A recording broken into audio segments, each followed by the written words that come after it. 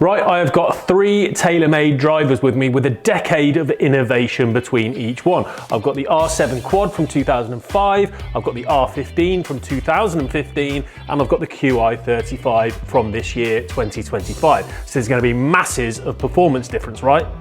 Who knows? Stick around to the end to find out. We are really excited to be working with Golf Clubs for Cash again this year, one of the leading retailers of pre-loved equipment. We've got some really interesting stuff planned for this year, so I'll pop the link down in the description below. Go and check out their website and see if you can find some bargains to suit your game. So let's give you some background of the tech of each of these drivers, starting with the R7 Quad. Now this one was used by players like Justin Rose, Ernie Els, Joe Ferguson. This was the first kind of fully adjustable weighted driver that was available on the market. We had these split weights. We had 2 heavy weights of 10 grams and 2 lighter weights of 2 grams, which you could put in all sorts of different configurations to provide more draw, more fade, higher spin, or lower spin. It really was groundbreaking stuff. It was 410cc, so kind of a compact head, which the better players preferred. And you could get it in lofts between 7.5 and 10.5 degrees. So the R15, this was from 2015, as the name would suggest. Players like Dustin Johnson, Sergio Garcia, Jason Day all played this driver. Now this came in a 460 version and a 430 version, which is the one I've got here. The 430 was more compact and a lower spinning head, sort of aimed at the better players. Now there was some interesting tech involved in this drive, and I've got the spec sheet up in front of me here.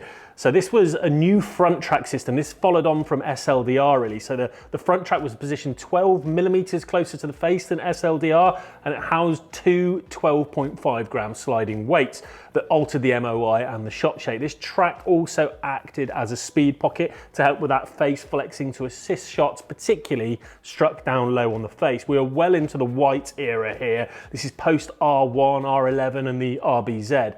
And it may actually have been the last of the true white drivers that TaylorMade make. We got into the M1 and the M2, which kind of had those split crowns with black and white. I played this drive and I'm really interested to see how this performs today. And representing 2025 in this race, I've got the TaylorMade QI35 LS. These are both more the lower spinning models. We've got the TP in the R7 Quad, and as I said, the 430 in the R15. So this is probably the fairer representation. At the moment, this is being used on tour by Tommy Fleetwood, Colin Morikawa. The LS has been quite popular in terms of that tour take-up. The story here was more about CG projection than anything else, moving that CG into location low and back in the face, so there's more of an area of opportunity, as TaylorMade are calling it, above the CG projection on the face to hit those high launch and low spin shots. It's going to be really interesting to see how that plays out when we test it. Onto the looks, and it's really interesting to put these drivers down in front of me. I'm looking at a bit of history here, 10 years, 10 years, 10 years, and the contrast in the visual is really quite striking. Starting with the R7 Quad. It's a really clean looking drive. We just had a nice plain neat black gloss crown with just the simple T-Bug logo, as TaylorMade call it, for alignment on the top. It's got a 410cc head, which is quite small, but it's made to look even smaller to me from a footprint point of view because it's quite a deep face. They've invested a lot of their real estate in the height and the depth of the face, so the actual size of the footprint is really quite squat. From underneath, it's really quite simple as well. I like it, other than the weight ports, which is the first time they delved into this technology. Just kind of a clean sole with just the R7 Quad and TaylorMade written there and the loft. Nothing too fancy, nothing too flash. Probably a little bit too much color for me, but I'm being really fussy there. I think it's a really nice, neat looking driver.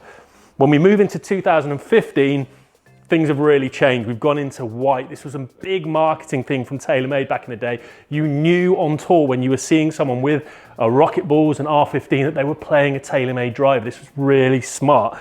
Now, as I said, I've got the 430 version with me here, so it's, again, a little bit more compact and neat behind the ball, but I really like it. There's a couple of things that I do like, and there's one that I don't. So, starting with the positives, from a face to crown point of view, there's a lovely contrast. The face is this nice deep black color, and the crown is as opposite as it gets. It's a bright white color, so you can see plenty of loft, and it's really helpful for alignment. I think a lot of people really enjoyed that look. But down behind the ball, as I said, from the first one, there's a simple TaylorMade logo.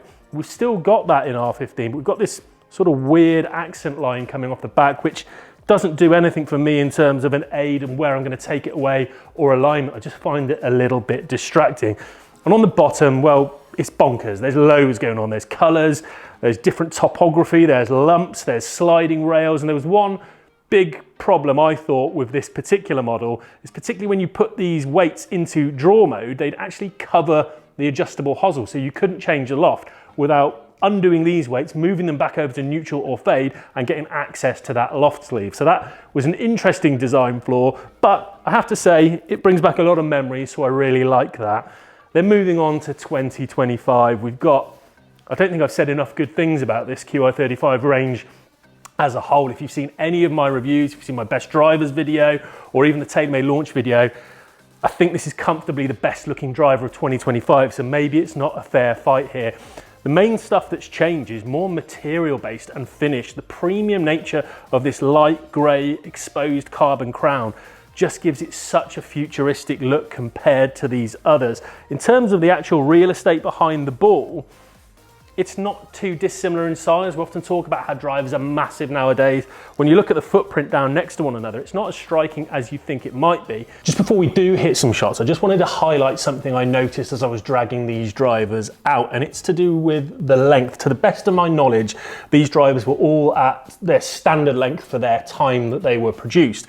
But you can see it as almost a graph through time, starting down there with the R7 quad, getting 1/4 to 1/2 inch longer in the R15 and a further 1/4 to 1/2 inch longer in the QI35 LS. What drives that tends to be the improvement, as manufacturers say, in forgiveness and playability and MOI, allowing people to use a longer driver because it's not as important to hit the middle. So it'll be interesting to see how that plays out as we hit some balls. So I wanted to talk to you about the sound and the feel of these three drivers, and those are very important qualities when determining whether you actually like a driver, and the acoustics of TaylorMade stuff has changed quite a lot over the years, so I'm really interested to see how this is going to go. So I'm going to hit a couple away and get some initial impressions, starting with the R7 quad. And I've actually already, before I've even hit this shot, I've been dinging this a little bit on the face. And I don't know if you can pick that up, but it's slightly tinnier and more high-pitched than things I've become more accustomed to from TaylorMade in the last few years. So let's hit a couple away and see how they sound and feel at impact. Well, I don't know what I was expecting there. I knew it was going to be a little bit more high-pitched. It's all titanium construction, but I think from 20 years ago, I was expecting to have my ears blown off, and it didn't do that. It was, as I said, audibly a little bit more high-pitched, but it wasn't offensive at all, and I actually loved the feel of it. That was really lively, and the performance, which I'll get to in a bit, has really surprised me. So it's actually comparable to some of the models still available today. The Srixon ZXi range, for example, that's an all titanium construction and doesn't sound or feel dissimilar to that. That's really pleasant. And when you consider that's 20 years old, that's really impressive. Let's try the R15. So R15 now, there's another 10 years of development and things have changed a little bit. I remember the SLDR before this being quite thuddy. So it'll be interesting to see because it is still an all titanium construction. So let's see what we get from an audio and a feel here. It's a little bit out the toe. It was, which is giving me a nice little draw back. That was notably a little bit more muted. Toe balls tend to be a little bit more. So I'll hit a couple more and figure out whether that's kind of the norm, but I didn't mind that at all. That was a nice, well, did a really good job of me performance with the gear effect, and the impact sensation while toey was pretty solid. Let's hit a couple more.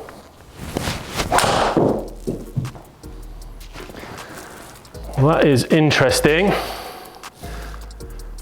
Some nice ball flights. That was more centered, and that's a really interesting difference. It's certainly deeper, thuddier, duller than the R7 quad. And like I said, that's sort of a journey that TaylorMade have been on, heading into what is now going to be the carbon wood era, which we're going to take a look at here. But that was not unpleasant at all. And again, some quite good numbers, which we'll delve into in a bit. Entering the carbon wood era now from TaylorMade in this QI35 LS. The previous two drivers were both full titanium constructions. So we've got carbon running throughout this, including that carbon face. So I'm expecting to see, well, hear and feel really some very different stuff from this driver. So let's hit a couple away and see what we get in terms of that audio. So that was nicely hit, left the face open a little bit on that, but again, I don't know if you can pick it up that well on the camera here, but the audio is just getting sort of duller and duller throughout the years. It's getting a little bit quieter, a little bit deeper, and the ting, if that is a thing, is being reduced on every single shot. Let me just hit a couple more again to confirm that and to get some data, and then we'll discuss those numbers. Sorry to interrupt, but if you are enjoying this content, don't forget to hit the like button and subscribe to the channel. We've got loads more content coming this year, not just from golf clubs to cash, but some really other interesting videos. Hit the like button, hit subscribe, it really helps us out.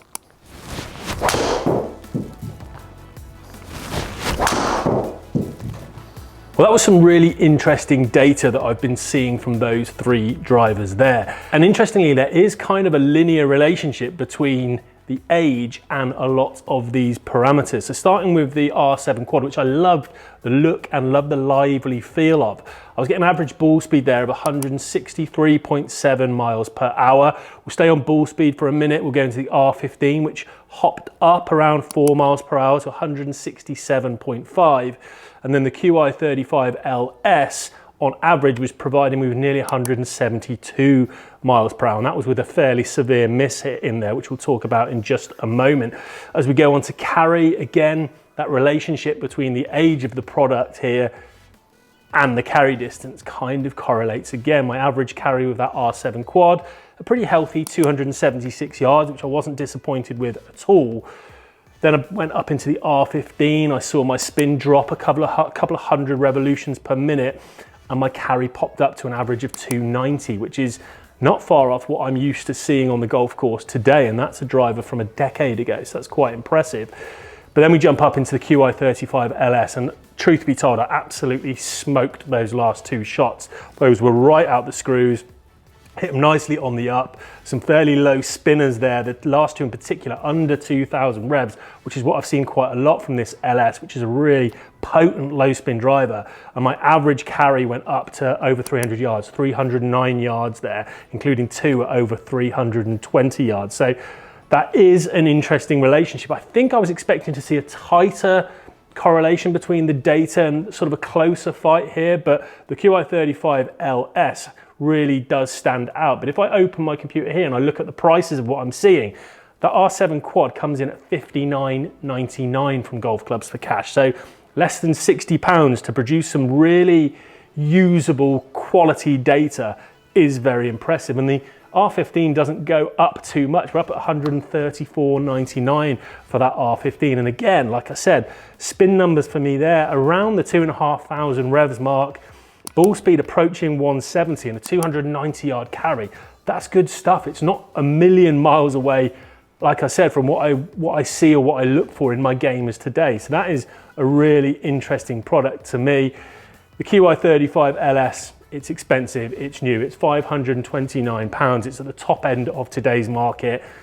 And with the data I've seen there, it's really justified its place at the top of that tree. So this is a really difficult one to summarize. I've seen some really interesting data there.